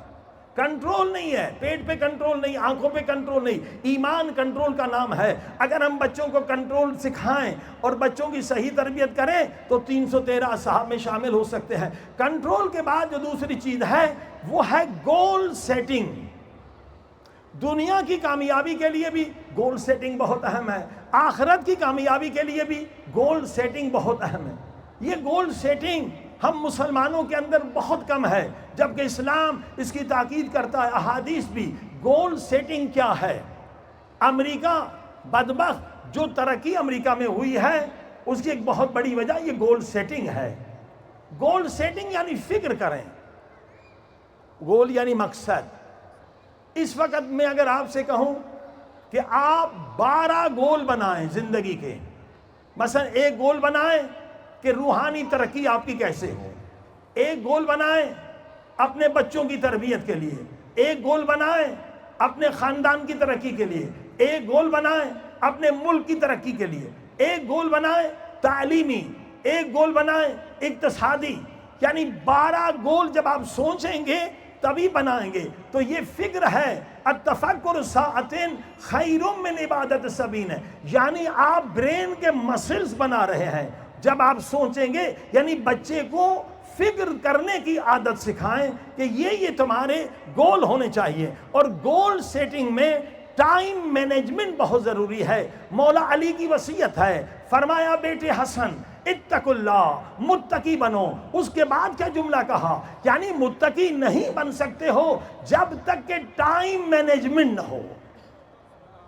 ٹائم مینجنگ یعنی نظم الامور۔ اگر ٹائم مینجمنٹ نہیں آتا آپ کسی گول کو حاصل نہیں کر سکتے۔ مثلا آپ بچے کو حافظ بنانا چاہتے ہیں تو آپ کو ٹائم ٹیبل بنانا پڑے گا۔ اگر ہر روز 20 آیتیں اس نے یاد کی تو اتنے مہینے میں حافظ بن جائے گا۔ اگر آج وہ فیل ہو گیا نا، آج 20 آیتیں نہیں یاد کی تو پھر آگے بھی فیل ہو جائے گا۔ ہفتے کا ٹارگٹ بھی نہیں رہے گا، مہینے کا بھی نہیں رہے گا۔ عزیزان گرامی، جو میں نے بتایا تھا کہ الحمدللہ 2 چیزیں بہت ضروری ہیں شیعوں کے لیے، مولا کے ظہور کے لیے بہت ضروری ہے۔ ایک، ہم 500 ملین شیعوں کا نیٹ ورک ہونا چاہیے، ہمارا اپنا نظام تعلیم ہونا چاہیے، اور ہمارا اپنا نظام صحت ہونا چاہیے۔ ہم بگ فارما کے کنٹرول میں، پوری دنیا بگ فارما کے کنٹرول میں ہے۔ اس وقت جو دنیا میں مہنگائی ہے، ہر ملک میں مہنگائی ہے، اس کا سبب یہ بگ فارما ہیں جنہوں نے کرونا کے ڈرامے کے ذریعے سے خود ہزاروں ٹریلین ڈالر کمائے مگر ساری کمپنیوں کو تباہ و برباد کر دیا۔ یہ بگ فارما، یہ جو ویکسین پھیلانے والے لوگ ہیں، یہ اتنے طاقتور ہیں کہ انہوں نے امریکہ کے صدر کو مار دیا۔ ایک مسلمان ڈاکٹر رشید بٹلر، یہ ان کے خلاف تھا، ابھی 1 مہینہ پہلے ان کو شہید کر دیا امریکہ میں۔ اس نے یہ بھی بتلایا تھا کہ مجھے زہر دیا ہے اور بگ فارما نے زہر دیا ہے۔ ڈاکٹر جوڈی نے، یہ فوچی کے ساتھ کام کرتی، ڈاکٹر فوچی وائٹ ہاؤس کا ایڈوائزر ہے، اس نے کرونا سے پہلے بتلایا تھا کہ امریکہ ایک بہت بڑی شیطانیت کرنے والا ہے، پورے دنیا کے اقتصاد کو برباد کرنے والا ہے، لوگوں کو مارنے والا ہے۔ کرونا سے پہلے اس کو 3 دن جیل میں رکھا، وہ بھاگ کے گئی سویڈن میں تو بچ گئی، ورنہ ڈاکٹر رشید کی طرح اسے بھی مارتے۔ پروفیسر مولس جس نے آلہ بنایا تھا کرونا کی ٹیسٹ کا، نوبل پرائز تھا، وہ ٹی وی پر آیا، کہنے کا یہ میں نے بنایا ہے، تم ساری دنیا کو WHO والے فراڈ دے رہے ہو، دھوکہ دے رہے ہو، یہ اس کے لیے نہیں ہے، 90% اشتباہ کرے گا، غلطی کرے گا، تم لوگوں کو دھوکہ دے رہے ہو۔ 4 مہینے میں اسے مار دیا۔ تنزانیہ کا صدر، اس نے ذلیل کیا تھا WHO والوں کو، بکری کا ایک سیمپل بھیجا، پپیتے کا، کہا یہ بھی آدمی ہے، انہوں نے کہا پپیتے کو بھی کرونا ہے، اس نے WHO کو نکال دیا۔ بل گیٹ نے کہا کہ ابھی تک وہاں پر ریڈ کیوں نہیں ہے، اس کو اغوا کر کے مار دیا۔ بگ فارما یہ امریکہ کی روح ہے، ہم کہتے ہیں امریکہ مرد آباد، مگر خود اپنے جیب سے کروڑوں ڈالر بگ فارما کو دے رہے ہیں۔ 80% یہ اسرائیلی ہیں یا اسرائیل کے حامی ہیں۔ ہمیں اپنا نظام صحت کو نافذ کرنا ہے۔ اس وقت پوری دنیا آرگینک کے پیچھے ہے، اور طب اہل بیت 100% آرگینک ہے اور ان کے معجزات ہیں۔ ہم اگر طب اہل بیت کو پوری دنیا میں لانچ کر سکے تو ایک مومن فقیر نہیں رہے گا، ایک مومن غریب نہیں رہے گا۔ عزیزو، یہ ہم پیغام ہے۔ اور دوسرا ہم پیغام، جس نے بھی ویکسین لگایا ہے وہ ٹیسٹ کر لے۔ وہ ٹیسٹ کیا ہے؟ بلیوٹوتھ کا ٹیسٹ ہے، BLE اسکینر یا BEL ہے، مختلف ہے۔ جو خطرناک ویکسین ہے اگر وہ آپ کو لگ گیا ہے تو آپ بلیوٹوتھ بن چکے ہیں۔ آپ کے باڈی میں ایسے ہی مثلا جیسے کوئی بلیوٹوتھ انسٹرومنٹ ہے، اس طرح آپ بن چکے ہیں۔ الحمدللہ ایک شخص نے جو ویکسین بیچا تھا وہ پانی بیچا تھا، اس نے بہت اچھا کیا، اس بیچارے کو تو پھانسی دے دی گئی، چینی تھا، پاکستانیوں نے زیادہ وہی لگایا ہے، تو انشاءاللہ وہ محفوظ رہیں گے۔ ایران میں بھی وہی ہے، اس کو اس جرم میں پھانسی دی گئی۔ لیکن ضرور خود کو ٹیسٹ کریں۔ اگر آپ بلیوٹوتھ بن چکے ہیں تو حجامت کرائیں۔ 3 سال آپ کو خطرہ ہے مختلف بیماریوں کا اور کینسرز کا خطرہ ہے، اور کتنے لوگ اس خطرے سے گزر چکے ہیں۔ مگر جب آپ 4 مہینے میں حجامت اسلامی کرائیں گے تو یہ گند نکل جائے گا، اسپائک پروٹین نکل جائیں گے، پوائزن نکل جائے گا۔ اور 3 دوائیں اہل بیت کی ضرور استعمال کریں، صاف کنندہ، باز کنندہ۔ یا برین پر حملہ ہوگا اسپائک پروٹین کا تو برین ہیمریج ہو سکتا ہے۔ کتنے لوگوں کو ابھی ہمیں فون آتا ہے، میری زبان رک گئی، میں نے کہا جا کے فوراً برمنگھم سے آئے ہمارے دوست تھے طاہر امین، میں نے کہا فوراً حجامت کراؤ، حجامت کی زبان کھل گئی۔ کتنے لوگوں کو ہارٹ اٹیک ہو رہا ہے، جدھر بھی یہ چلے جائے۔ تو یہ بڑی خیانت ہے، اس کے لیے 2 کتابیں ضرور پڑھیں۔ ڈیتھ بائی میڈیسن، 5 ڈاکٹروں نے لکھا ہے کہ سال میں 50 لاکھ لوگ جو ہیں میڈیسن کے ری ایکشن سے مرتے ہیں۔ دوسرا ڈیزالونگ ایلیوژن، ایک ڈاکٹر عورت نے یہ کتاب لکھی ہے ویکسین کے خلاف، 800 ریفرنس دیے ہیں۔ ویکسین ایک بہت بڑا دھوکہ ہے۔ جب ہم بچے کو ویکسین لگاتے ہیں 4-5 وائرس کے خلاف، وہ بھی مردہ ہوتے ہیں، یعنی بچے کی زندگی کا آغاز ہم جھوٹ سے کرتے ہیں، وہ مردہ ویکسین ہوتے ہیں، وہ بھی 4-5۔ اللہ نے جو ہمیں سسٹم دیا ہے مدافعت، وہ ملین وائرس سے لڑنے کے لیے ہے۔ یہ بگ فارما والے ہمیں دھوکہ دیتے ہیں کہ بھائی یہ صرف 5 لگاؤ، تو اس سے کیا امیونٹی پاور، قوت مدافعت آپ کی کم ہو جاتی ہے۔ ہم نے اپنے 2 بچوں کو ویکسین نہیں لگایا، وہ جب بھی بیمار ہوتے ہیں ایک رات میں ان کا امیونٹی پاور اتنا اسٹرانگ ہے، بغیر دوائی کے ٹھیک ہو جاتے ہیں۔ یہ آپ بھی تجربہ کر کے دیکھیں، یہ ایک بہت بڑا دھوکہ ہے۔ یہ 3 ویکسین جو لگتے ہیں، اس میں بچے آٹزم کی بیماری میں مبتلا ہوتے ہیں۔ کتنے بچے سے ہمارے مریض ہیں آسٹریلیا سے اور ملکوں سے، 1 سال 2 سال لگتا ہے وہ ٹھیک ہو جائے۔ اور جس ڈاکٹر نے پہلے بتایا تھا کہ ویکسین سے آٹزم ہوتا ہے، انگلینڈ میں اس کا لائسنس کینسل کر دیا کہ تو ڈاکٹر نہیں ہے۔ ڈاکٹر عادل انگلینڈ میں پروفیسر تھا، اس نے کرونا کے خلاف بات کی تھی کہ وینٹیلیٹر پہ جو بھی جائے گا زندہ نہیں بچے گا، اس کا بھی لائسنس ختم کر دیا۔ بگ فارما والے امریکہ کے صدر کو مار سکتے ہیں، تو یہ ڈاکٹر بیچارے کیا ہیں؟ ہم بگ فارما کو پیسے دے رہے ہیں، یہ امریکہ کی روح ہے۔ لہذا امریکہ کی روح کو شکست دینے کے لیے گھر گھر میں طب اہل بیت کو لانچ کریں، اور انشاءاللہ ہم کورس بھی آن لائن کرا رہے ہیں، انشاءاللہ 20 محرم سے ہے کہ طب اہل بیت آپ سیکھیں، انسانوں کی زندگی بچائیں۔ ہزاروں لوگ کینسر کے شفا پا چکے ہیں، ہزاروں شوگر کے مریض ٹھیک ہو چکے ہیں، طب اہل بیت کے معجزے ہیں۔ خصوصاً امام رضا علیہ السلام کی دوا ایک ہے، صرف پانی بدلتا ہے، ایک دوا سے تو کڈنی کا اسٹون چلا جاتا ہے، برین ہیمریج والا ٹھیک ہو جاتا ہے، فلج والا ٹھیک ہو جاتا ہے، دل ٹھیک ہو جاتی ہے۔ تو جس نے بھی ویکسین لگایا پہلے ٹیسٹ کریں کہ آپ بلوٹوتھ تو نہیں بن چکے ہیں۔ پھر یہ جو نیا جی آنے والا ہے موبائل، جو بہت خطرناک ہے، ان لوگوں کو اور خطرناک خطرہ ہے۔ تو عزیزان گرامی دعا کریں کہ اللہ پاک ہمیں طاقت دے کہ پورے دنیا میں 500 ملین شیعوں کا ایک نیٹ ورک بنے، ایک اقتصادی نظام ہو۔ صلوات پڑھیں محمد و آل محمد۔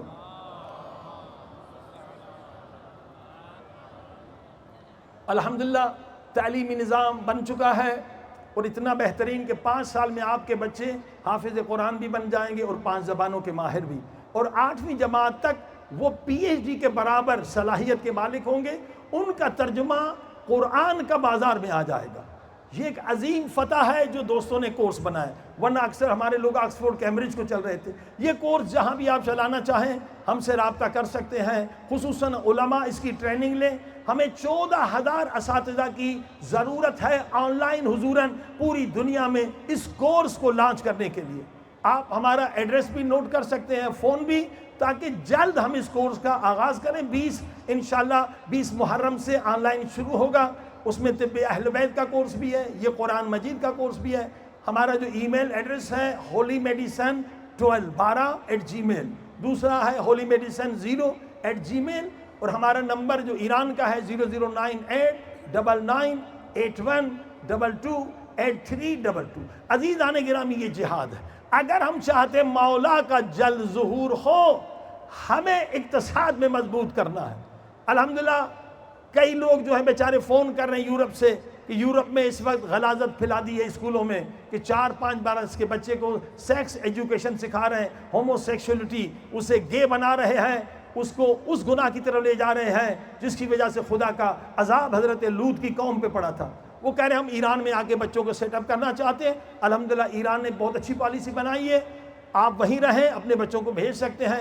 $50,000 اگر آپ کمپنی بنا کے یہاں رکھیں گے تو ایران کی گورنمنٹ آپ کو اقامت دے گی، آپ کے بچے یہاں پڑھیں، ترقی کریں، آپ وہاں کام کرتے رہیں، آتے جاتے رہیں۔ الحمدللہ یہ بہت اچھی خبر ہے، اور کتنے ہزاروں لوگ جو ہیں یہ چاہتے ہیں، اور خصوصاً ریٹائر حضرات جو ہیں امریکہ یورپ سے یہاں آخری زندگی گزارنا چاہتے ہیں، ان کے لیے بھی یہ بہت اچھی تجویز ہے کہ کوئی انویسٹمنٹ نہیں، کوئی زحمت نہیں، آپ بینک میں $50 رکھ لو، آپ کو اقامت ہر سال ملتی رہے گی، آپ کے بچے پڑھتے رہیں یا آپ یہاں عبادت کرتے رہیں۔ صلوات پڑھیں محمد و آل محمد۔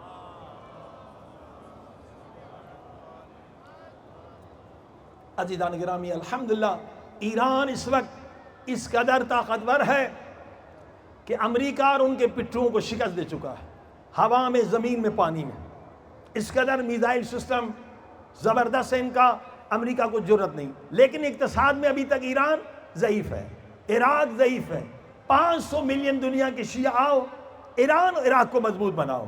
اگر ایران عراق مضبوط ہوا تو یقیناً پوری دنیا کے شیعہ مضبوط ہوں گے، اور امکانات یہاں پر بھی ہے۔ میں نے عرض کیا آپ زمین خریدیں، آپ کو آگے بڑھ کر نیشنلٹی بھی دینے کی بات ہو رہی ہے، مگر عراق میں نیشنلٹی مل چکی ہے۔ 8 سال کے بزنس کے بعد وہ شیعوں کو نیشنلٹی دے رہے ہیں، علماء کو نیشنلٹی مل چکی ہے۔ ایران عراق کو مضبوط کریں اقتصادی طور پر۔ اگر آپ 1 لاکھ روپے بھی جمع کریں، ایک چھوٹی سی انویسٹ بھی کریں تو قطرہ قطرہ دریا ہوتا ہے۔ اقتصاد میں ایران اتنا مضبوط ہو جائے گا کہ امریکہ کو شکست دے سکتا ہے۔ عراق بھی اس وقت ضعیف ہے۔ حرم، امریکہ خبیث میں نے کہا جب ایران نے میزائل مارے تو انتقام امام حسین کے حرم سے لیا۔ اس خبیث نے اپنے میزائل جو ایئرپورٹ بنا رہے تھے حرم والے اس کو تباہ کر دیا، ورنہ اس وقت وہ ایئرپورٹ بن چکا ہوتا۔ امریکہ کو نکالنا عراق سے لازمی ہے۔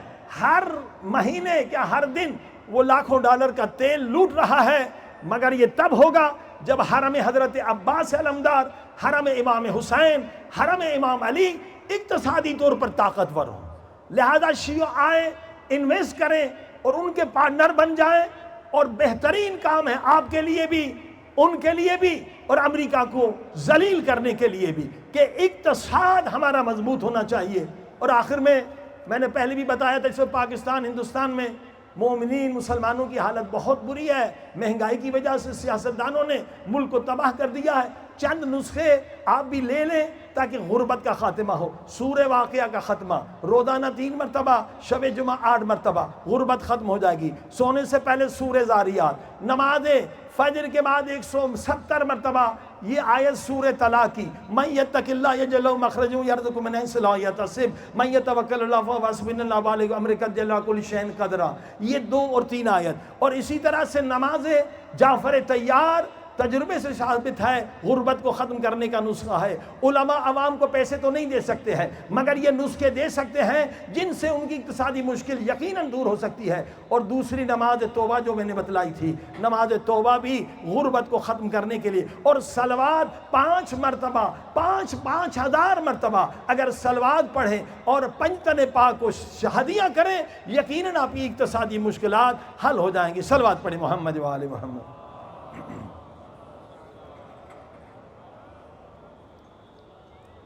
عزیزو، آج شب عاشور بھی ہے اور شب جمعہ بھی ہے۔ اللہ نے بہت بڑا موقع دیا ہے اپنے گناہوں کو مٹانے کا، اور پاک بیوی کا حرم بھی ہے۔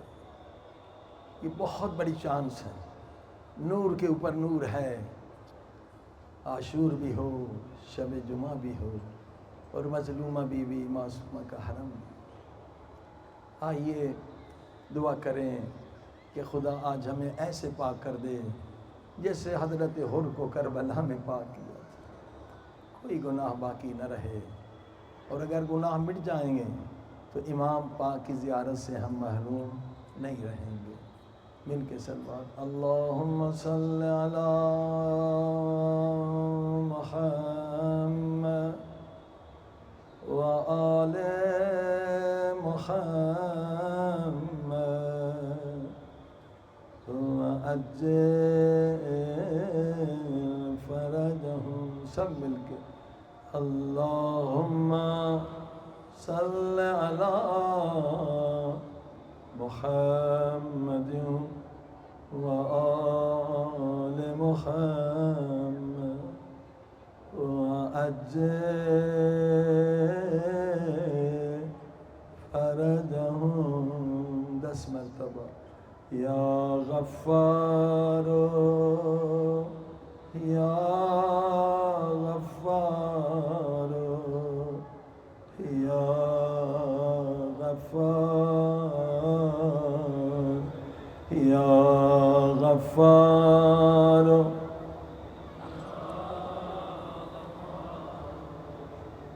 یا غفار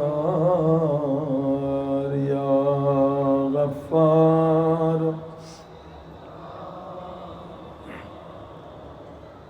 یا غفار۔ بخش دے آج ہم سب کے گناہ، آئے میرے اللہ تجھے واسطہ اس لحظے کا جب حسین مولا آخری بار زینب سے خدا حافظ کرنے آئے، فرمایا اما فضا وہ کرتا لے کر آؤ جو اما زہرا سیتی بھی تھی اور روتی بھی تھی، مگر اما فضا یہ کرتا ایسے لانا کہ بہن زینب کو پتہ نہ چلے۔ فضا دوڑتی ہوئی گئی، وہ کرتا چھپا کے لا رہی ہے، بی بی زینب نے پوچھا اما فضا مجھ سے کیا چھپا رہی ہو؟ اب مجبور ہو گئی، کہنے لگی مولا حسین نے یہ کرتا مانگا ہے۔ بی بی زینب نے رو کے فرمایا اما فضا یہ کرتا نہیں، یہ میرے بھائی کا کفن ہے، یہ میرے حسین کا کفن ہے۔ اتنا روئی بی بی زینب غش کھا گئی۔ مولا حسین نے گود میں لیا، سر پہ ہاتھ رکھا، زینب گوش میں آ گئی۔ فرمایا بہن زینب ان یتیموں کو تم نے سنبھالا، ان سارے مظلوموں کا سہارا تم ہو۔ اے عزیزوں اس کے بعد زینب جب بھی روئی گھٹ گھٹ کے رو۔ اگر زینب آواز سے روئے تو سکینہ کو چپ کون کرائے گا؟ اگر زینب فریاد کر کے روئے ام رباب کا سہارا کون بنے گا؟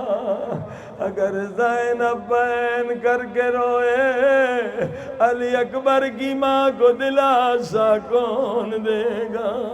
زینب روئی مگر پھر گھٹ گھٹ کے روئی، جی بھر کے نہیں روئی۔ جی بھر کے کب روئی؟ جب مدینہ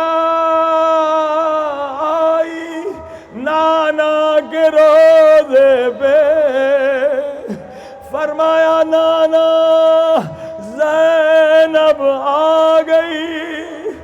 نانا پوچھیں گے زینب دور سے آئی ہو، میرے لیے کیا لائی ہو؟ نانا بتائے علی اصغر کا کرتا دوں یا حسین کا امامہ؟ نانا نامحرموں کا مجمع ہے، نانا رات کو آؤں گی زخمی بازو دکھاؤں۔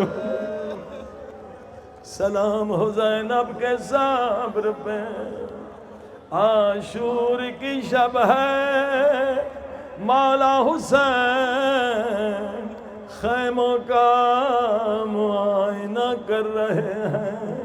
کیا دیکھ رہے ہیں؟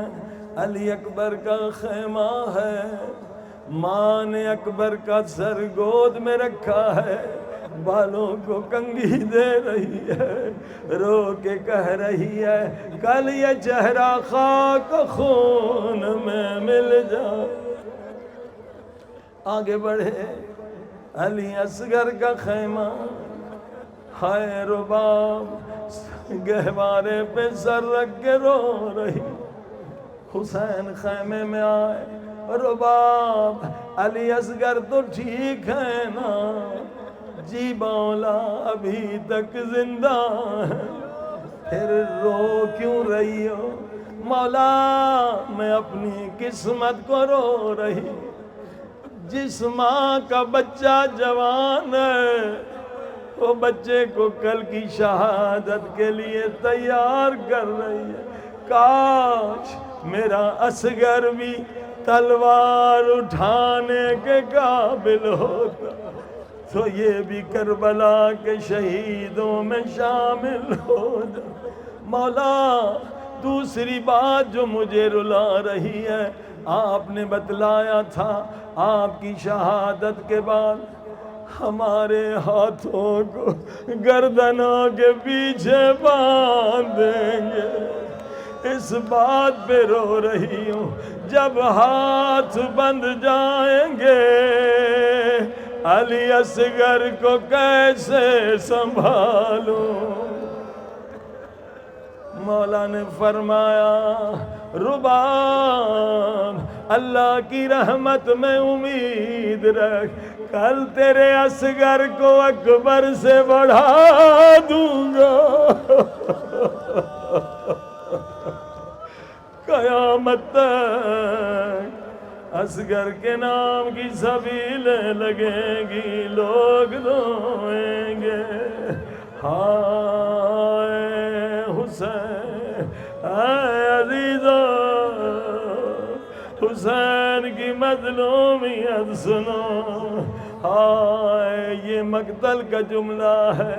مولا جب میدان میں آئے سب کو خدا حافظ کہہ کے مولا گھوڑے پہ سوار تھے، مقتل کا جملہ ہے، مولا حسین کو گھوڑے سے اتر کے زمین پہ آنے میں 9 منٹ لگ گئے۔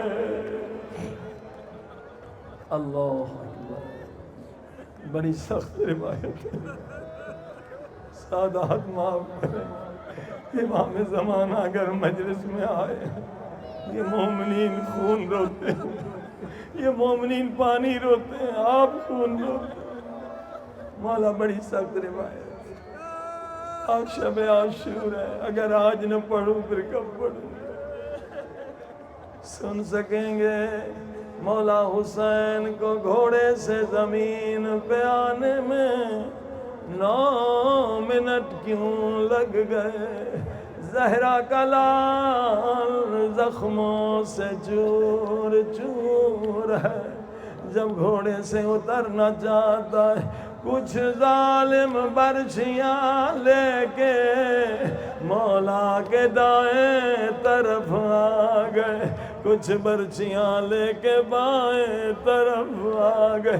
مولا جب دائیں طرف اترنا چاہتے تھے، جو ظالم کھڑے تھے وہ برچیاں پسلیوں میں چبوتے تھے، مولا دوسری طرف گر جاتے تھے، جو ظالم ادھر کھڑے تھے وہ برچیاں پھر پسلیوں میں چبھاتے تھے، مولا دوسری طرف گر جاتے تھے۔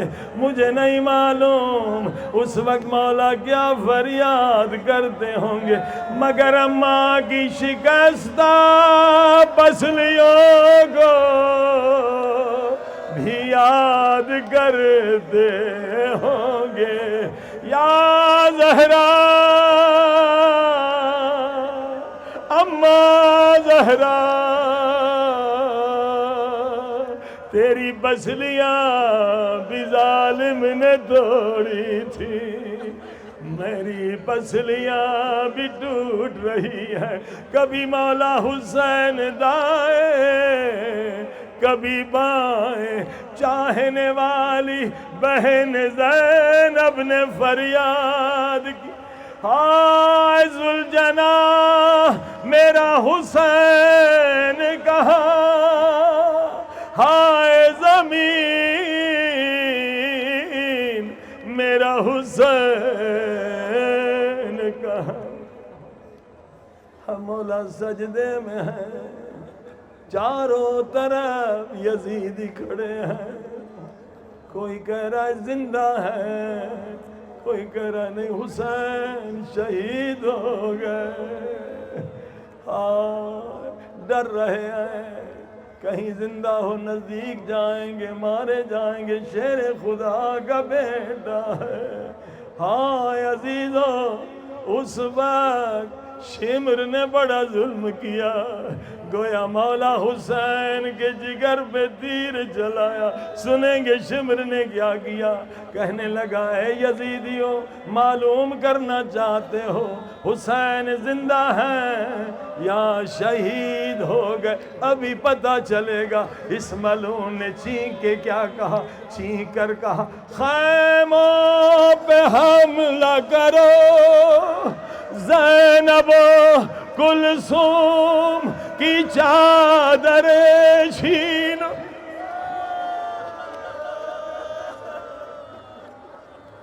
ہاں جبکہ بدن سے پورا خون بہ چکا تھا. حسین کی غیرت پہ میں قربان. تمام بدن کی طاقت جمع کی. زہرا کے لال نے اٹھنا چاہا مگر نہ اٹھ سکے. حسین گھٹنوں کے بل کھڑے ہو گئے. کہنے لگے یزیدیو اگر مارنا ہے تو مجھے مارو, یہ نبی کی نواسیاں ہیں, علی کی بیٹیاں ہیں. پھر ایک مرتبہ دائیں طرف دیکھا, پھر بائیں طرف. فریاد دی اے میرے شیرو کہاں ہو, اے عباس تم کہاں, علی اکبر تم کہاں ہو. میں تمہیں اپنے لیے نہیں بلا رہا, یہ بے حیا خیموں پہ حملہ کرنا جا.